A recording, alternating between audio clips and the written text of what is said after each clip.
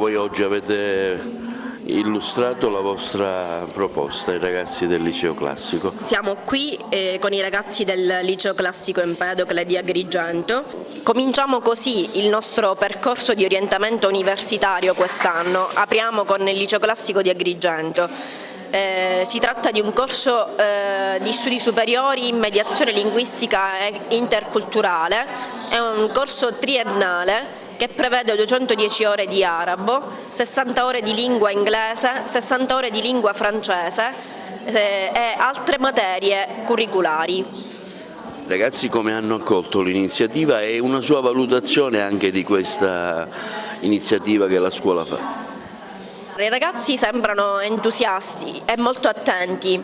Sono dei ragazzi motivati che hanno fatto un percorso completo, qual è il liceo classico. La nostra proposta si orienta proprio a fornire un percorso completo ed esaustivo per tutti coloro che vorranno intraprendere questo percorso. Lei rappresenta una università siciliana che nel tempo è cresciuta notevolmente e la Core di Enna oggi presenta l'offerta formativa. Sì. Io sono qui per parlare intanto dei corsi nei quali insegno. Io mi occupo di letteratura italiana contemporanea e insegno a lettere, di cui sono coordinatore, ma anche scienze della formazione primaria e a lingue. Lingue ha sia il corso triennale che la magistrale.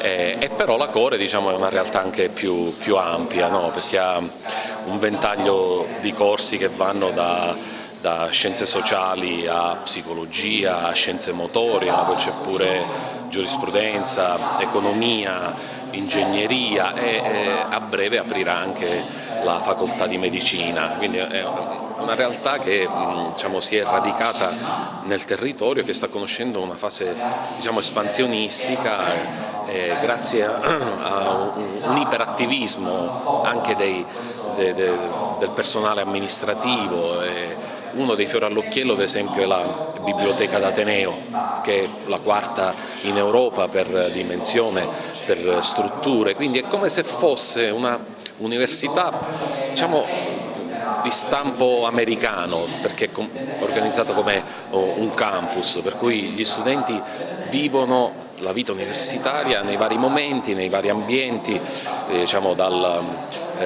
dalla mensa alla palestra, alle aule studio, alle aule informatiche, quindi è un luogo molto accogliente nel quale lo studente si trova particolarmente a suo agio.